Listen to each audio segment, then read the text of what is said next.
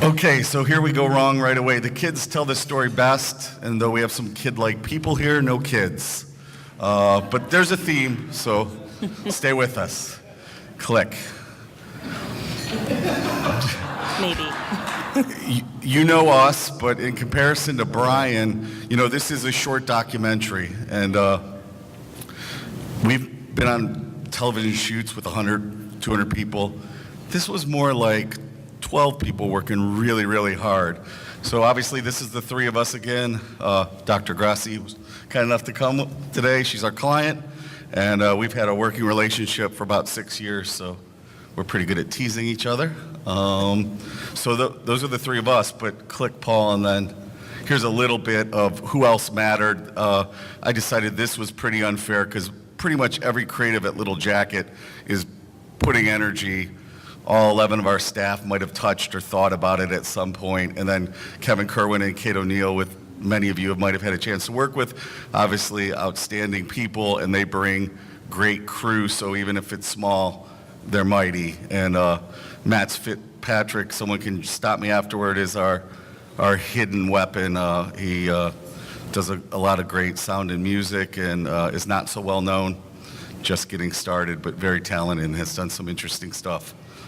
The kids, we really believe, as you saw on the first slide, Anne Marie and I and Ken and the rest of the team realized that strategically a long time ago that we would go into actually donor presentations with the kids. And Anne Marie can talk someone out of $1, but the kids will get you reaching for your wallet super quick. So because what the program does, I'm going to let her talk about it, but what the program does for the kids and the transformation that I've seen and the blessing of being around it is truly amazing. I know there are other groups doing good deeds, but it's just incredible how this sets kids on the right path. So the kids were a big part, and the parents were a big part, and we'll kind of discuss how we had to remember to keep it about the kids, even though there's a little bit about the parents in it. And we got some really good stuff from the parents, but we had to remember it's about the kids. So without further ado, here's our 8.5-minute short documentary. Okay, we're not going to do that to you. We did a 5-minute version, even though we think it's amazingly interesting, and you should go check it out either on Little Jacket's site or ODA's site.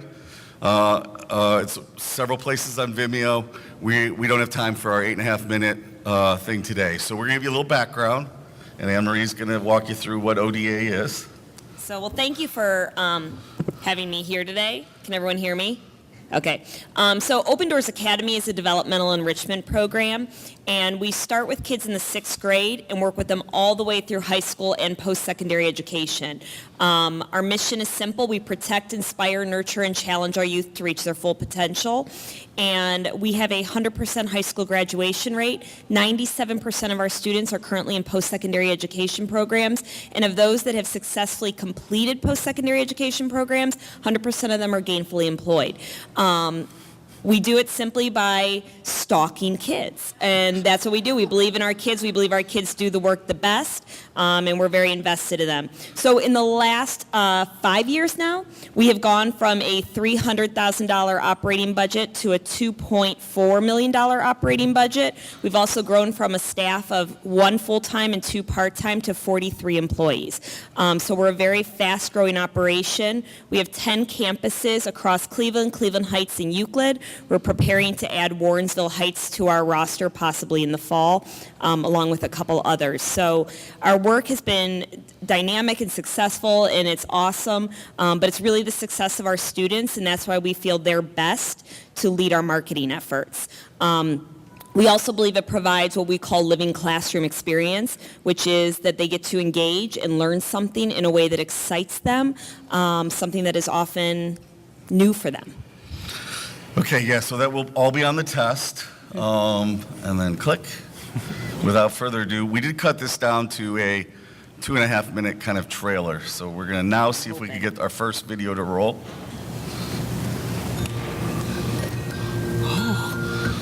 Open Doors is That's our second video. to help your kid. Sorry about that, guys. That'll be the first one. The first one was second.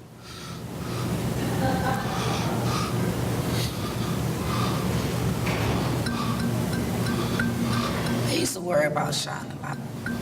There's a lot of gang activity around my neighborhood.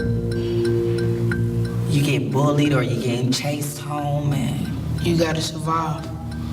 It's like a war and a battle every day.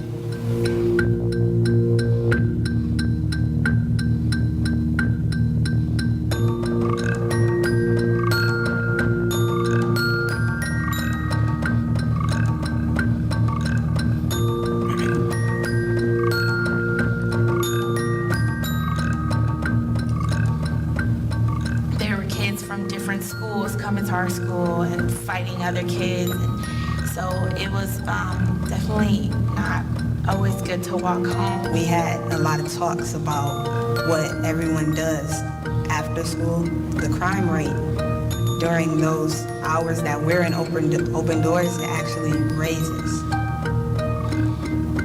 It's like, he changed me in so many ways, because it's like, dang, he never gave up. Even when it got hard, even when people picked on him, he just never gave up. I feel like that's just what Open Doors like tries to instill within their students, that you have the power to affect the world. Like, you have the power to create change. You have the power to make someone smile, make someone happy. Honestly, failure is not an option for me. I want to go to the NBA or be a lawyer. Because I like to defend people. I'm not choosing the path that everybody has taken. I'm choosing the path less traveled by. It's one of those life-changing experiences again. All my goals, like, they all like lead up to this door. Like, once I open it, like, I just want, like, on the other side should be everything like I dreamed I could ever achieve in the world. All the things you can imagine, it's just there.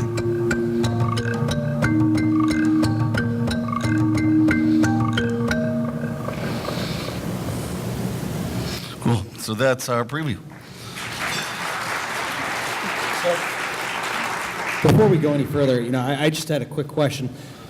Obviously, with kids, the piece is right there in front of you of, who you're going to use, but how do you choose out of all those kids' stories? You're setting us up for our second video, which we're actually going to show B-roll that we didn't use. Okay. It really, I think for good teammate, it presents itself. It really does. It's part of the edit, but it's also Paul's hard work, the editorial process, and culling a lot of, how much footage? Like 14 hours. 14 hours of interviews to get down to 8 minutes. So that's part of that's Paul's model. That would be the authentic film model, though, too, of let's make sure it's truly covered off, and then we can distill. So we were supposed to say how the work came to life. It was a challenge, a strategy, production, and results. We're just going to run through that stuff real quick. Why did we even do this? Why do a short documentary? How is this tool is used at a lot of starts to funding meetings. It's in some big group sessions when Anne-Marie speaks. It also works a little bit online. It even works for recruiting board members. But there are 3,000 nonprofits in Northeastern Ohio, so we're always looking for another way to stand out. And obviously better funding equals better service to our kids. So, and the bigger why.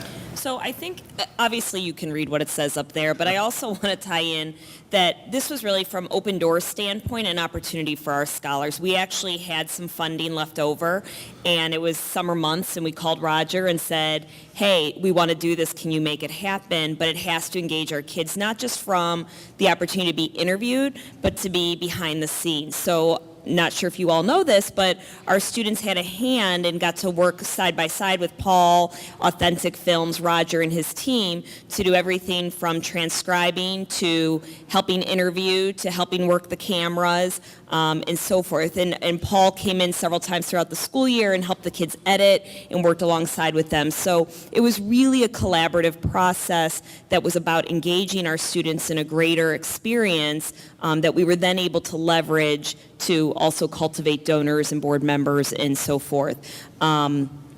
But it is the bigger piece of why we continue to put ourselves out there and build it is because we do see ourselves as the national model for after-school education. We believe that we have it figured out and we have the right model, and part of this is for us to get out there and educate others on what should be done in order to educate and support our kids into adulthood.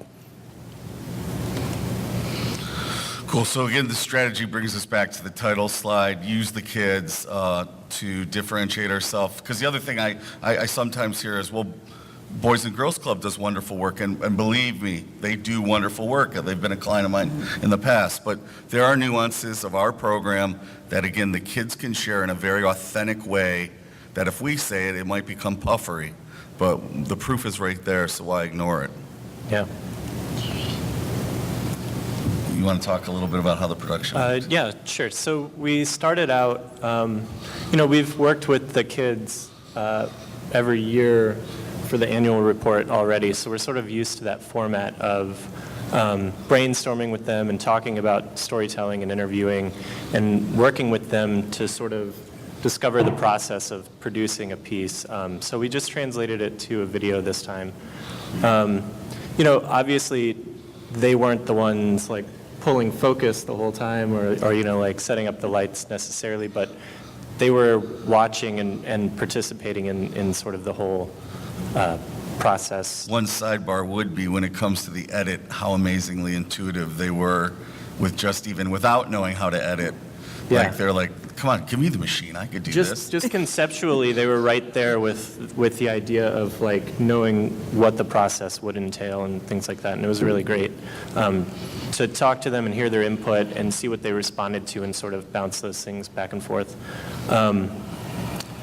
So we worked with them on interviewing and storytelling, and then just the nuances of film production and editing throughout the process, and throughout. We would visit them throughout the whole process at their site and bring the edit in its different stages so that they could sort of talk about it and work on it a little bit. Oh, and what is that process? So, I guess we could have kept it to 10, but... Yeah. Well, quickly, our team, with myself and Little Jacket and Kevin and Kate, we all sort of brainstormed and tried to really tell from what direction we would want the kids to tell their story. And then from there, we developed like a series of questions and jumping off points for all the interviews. And then we picked students and parents who we knew would be gold based on Anne-Marie's recommendations and what she knew. It's one benefit that we have being a team that's deeply connected with each other. We're always looking for the kids that present themselves best in these situations. There is a difference, even though we can say we can put any kid in front of a funder and they really do a pretty good job. There are some that just rise above, so we always have our little crib notes on who that'll be. Yeah. And then we shot, 14 hours of interviews that we boiled down to the 8 minutes of video. The first edit, I think, was 25 minutes, and then from there we got it down. And then from there we shot B-roll to sort of put in throughout, finished up the rough edit, continued to distill it, and then we went and shot more B-roll that was specific to what we were getting and where we were going with the final edit, and just kept working on it and chopping and moving things around and adding things back in until we got the final edit. And then Matt refined the score. And he had a really hard challenge because we brought, the placement piece that we had the whole time was really incredible, and we were almost married to it, but the rights would have been pretty tricky, and we really wanted it to be a little more personal than that, and Matt just nailed it. I think he brought it, so that was great. So they're just in general as a team, and I think we do this with all our work, hopefully our best client relations are super collaborative. We're all really blunt and honest with each other.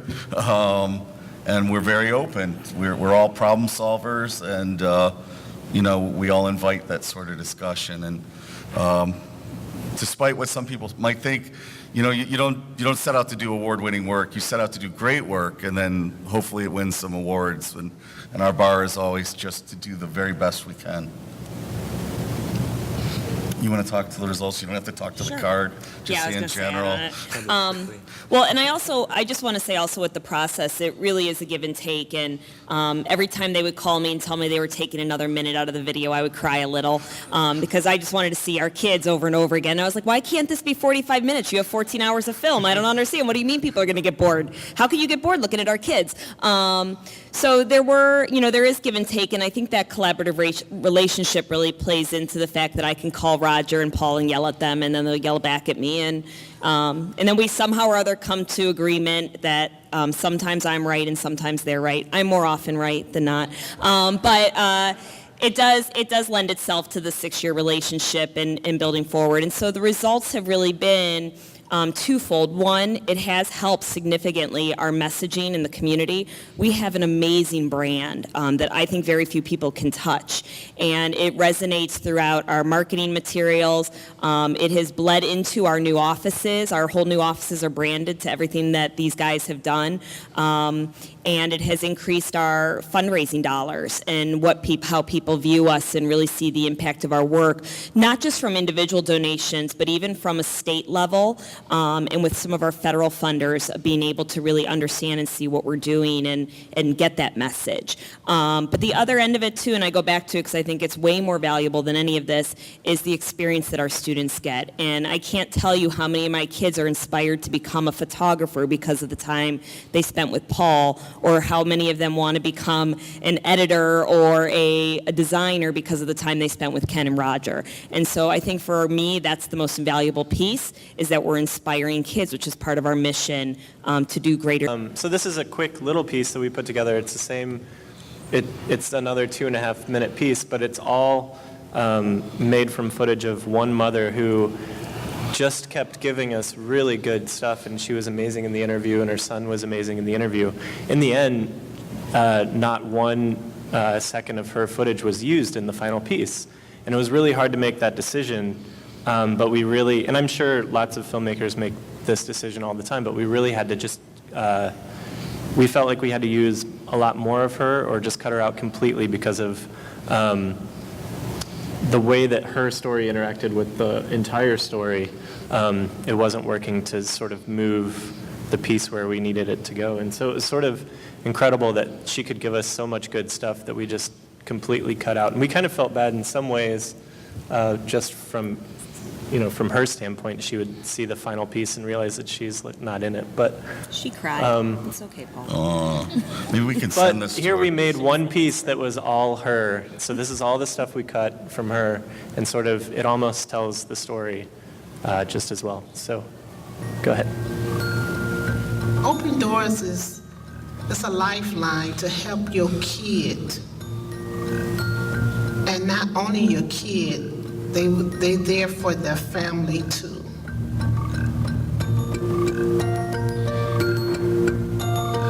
At first, he had started off very rocky, very rocky.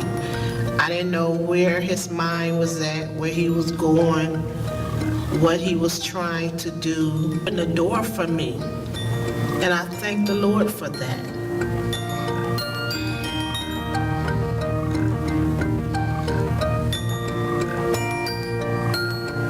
There's people there to help you, there to listen to you, to take you through what you're going through. And that's what he needed, that push to look forward to be a man and stand up and be a man. I could see him with a family, a wife, 2 kids, and just being that father. And he always talk about what he's gonna do for me and what he's gonna have for me. And he always tell me, Mama, you don't never have to worry. And I just see him having that life. I just want to thank Open Doors. I just want to thank Open Doors. And I want to thank everybody that's in Open Doors. I just want to thank them for me and my child.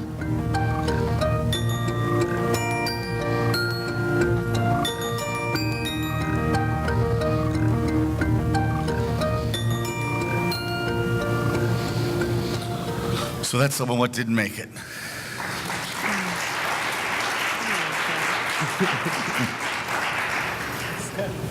All right, I think, do you have any questions? We do have one question. Since the video is so emotionally kind of charged, how was the production? How did you guys handle that from your standpoint? Was there a lot of emotion that went in from the team? Yeah. I mean, you cry. You do. Sometimes, like Anne-Marie, we know these people. I know some of them for 5 years, watch families go through different things. It's more personal for us. And that's why I get proud about us being able to take ourselves out of it. And that's what I have to encourage her to do too, is, we have to get ourselves out of the equation, think of the audience, think about seeing it the first time. And, but it can be tough. And think about, again, what helps progress the story and what all works together.